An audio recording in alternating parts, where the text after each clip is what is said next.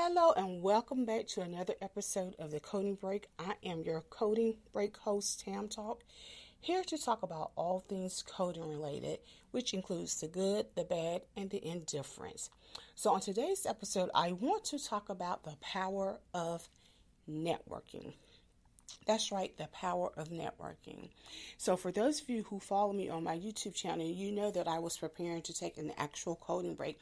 Not one where I step away from the computer, but one where I actually go somewhere and take a break from coding.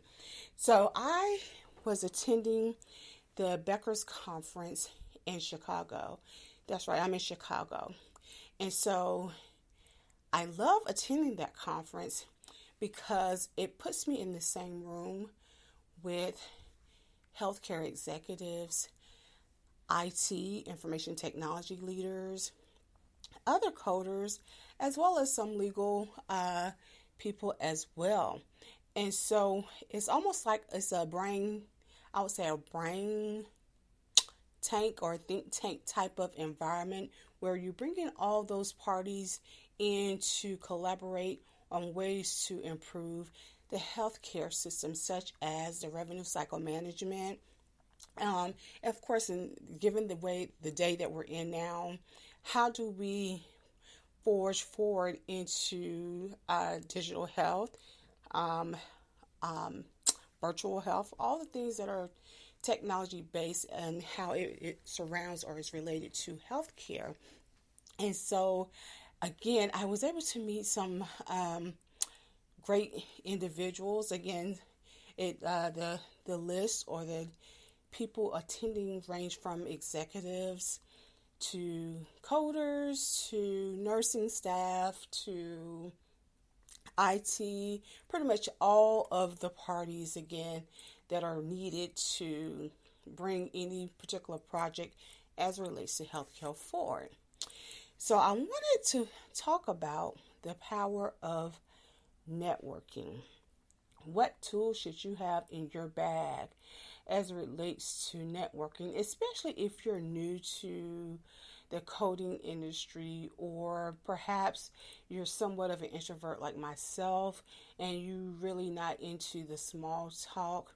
So one of the things that I noticed, and I actually tested it, maybe the second day of the conference, is having some key questions or some key points to discuss as you go about, and again, as you meet the different individuals, as well as even you visit the vendor booths, and what can you talk about? So what I recommend doing is create a list of items that are like, I don't want to say trending items, but some items that are of some significance or importance as of that particular day or as of today, and also those that surround the purpose of the conference. So for example, we were there to talk about digital health, virtual health, as well as the revenue cycle. So of course, we're going to talk about money as it relates to healthcare. We're going to talk about virtual health. We're talking about technology, and we're talking about collaboration. Again, the think tank.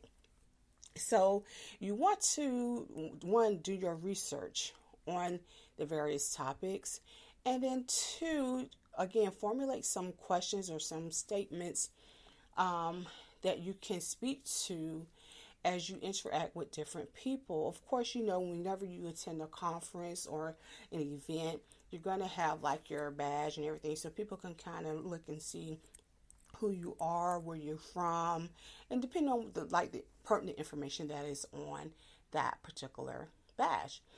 So, of course, like I said, talking about various things.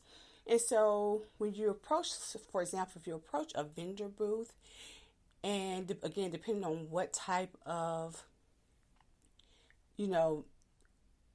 vendor you're approaching, or this type of product or service that they are sharing with you or promoting with you, you want to have an idea of, how to engage in that conversation. So, for example, since this is a coding podcast, we're talking about coding, I focus on vendors that were specific to the medical coding industry, right? And some of them, they were kind of off a little bit, but I was able to kind of bring medical coding back into the conversation, such as, of course, the revenue cycle management. Coding is a major part of that as well. So as I, met with different vendors and they talked about their products, they talked about their services. So I had a few key questions. Again, as a coder, how does the implementation of technology plays a part into the role of a coder? So if, for example, if the vendor was their product was focused on medical coding, how is this helping the medical coder? For example, is it taking the job away from a coder? Is it enhancing or streamlining their role? Tell me more. How can your product or service help me as a medical coder? And so again, because I have formulated like maybe 2 or 3 questions to kind of carry the conversation, and I think it makes the vendor comfortable as well, because it allows them to, again, focus on to talk more about their product or service that they're trying to promote. And it bodes well because, one, it looks like you know what you're talking about. I mean, of course, I knew what I was talking about because I work in the industry and I have experience and all that good stuff. And so, it looks like you know what you're talking about. 2, I've done my research. And 3, it allows the vendor to promote their service, and it allows you to assess their knowledge of the product or service that they are promoting. So again, this is specific to like vendor booths or what have you. Now, when you're meeting someone, like say from another facility, one thing that I don't do, and I don't know if this is a good or bad thing, especially if I'm representing another facility, like if I'm representing my personal business or my personal brand, that's one thing. But if I'm representing another facility, I'm very careful about the information that I share. 1, is it my information to share? 2, was I in the room when this type of information was being discussed or disseminated? Is it my place to share this information with other people that I just met, right? And so I do take notes, like general notes, as it relates to conversations or discussions that are discussed, because again, this conference was more of a think tank, and where you bringing in the different parties or different collaborators to discuss or come up with a solution or possible solution to a particular problem. Again, the revenue cycle in healthcare. But at the same time, like I said, I'm very observant. I take notes as it relates to certain things that certain people may discuss or certain vendors may recommend, like with the services or products that they're offering that may be beneficial to a system for perhaps the one that I'm employed with, or beneficial to my brand or my business. So that's something that you want to keep in mind. Now, if you are, again, new to coding, you're looking for a coding role, this is an opportunity for you, especially when you're meeting different leaders from different, I would say, hospitals, clinics, entities that are specific to coding. Like if you listen to them, and it's okay to ask if they have like a coding department, if they are looking for a coder.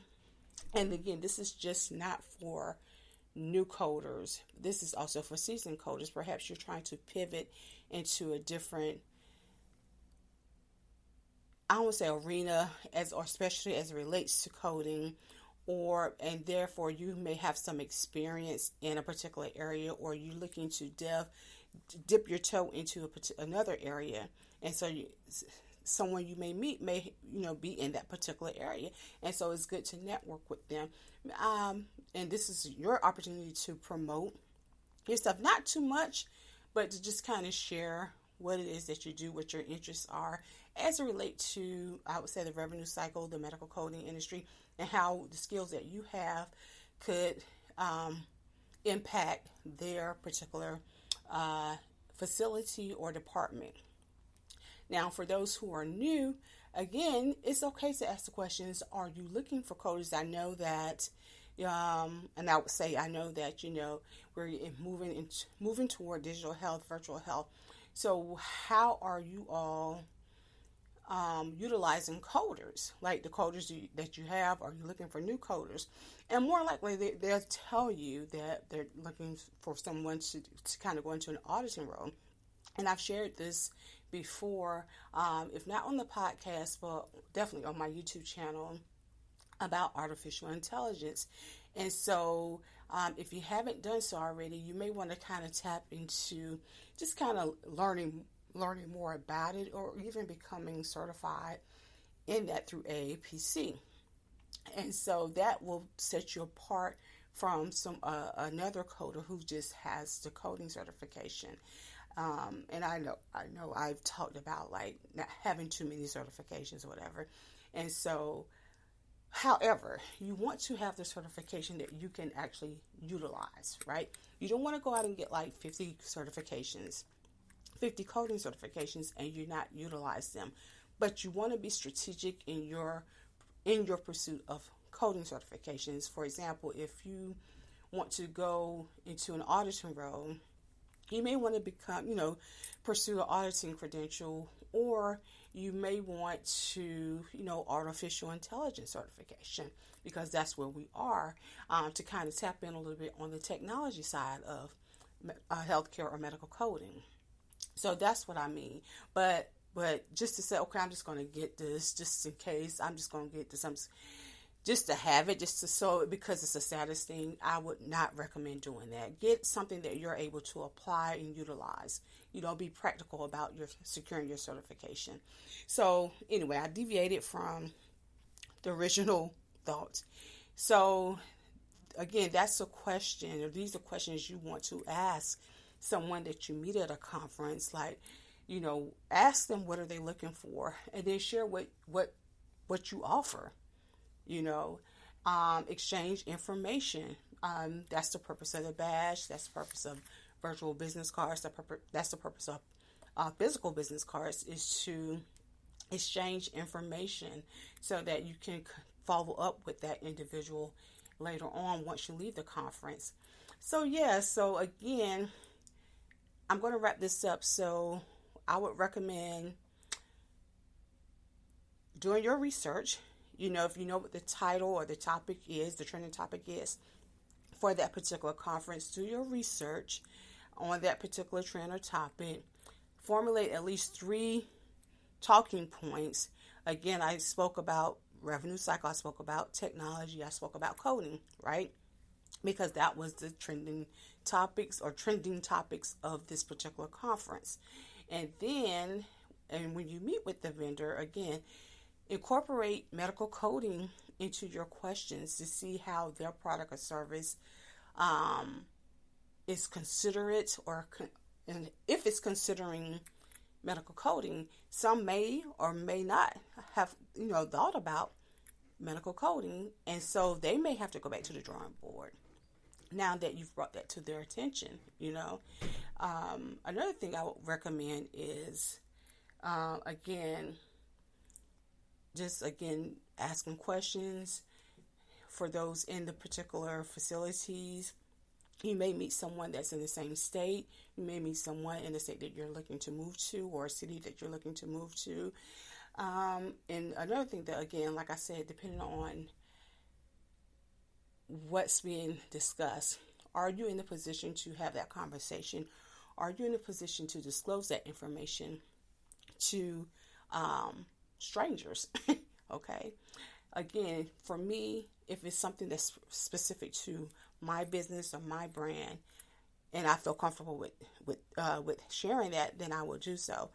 If I'm employed with a facility or entity, again, was I privy to the conversation? Is it my place to discuss that information? So these are things that you have to think about before you start communicating. So yeah, so that is the power of networking. You're not pouring it on too thick, and you're not leaving without having the opportunity to talk. So it's kind of like a mixture of extrovert, introvert. It gives you that healthy balance of the two. So those are my quick tips or things that I thought about again as I attended this particular conference. So with that being said, I'm going to go ahead and get it together and head out. All right, so as always, code on, and I'll see you at the next coding break. Toodles.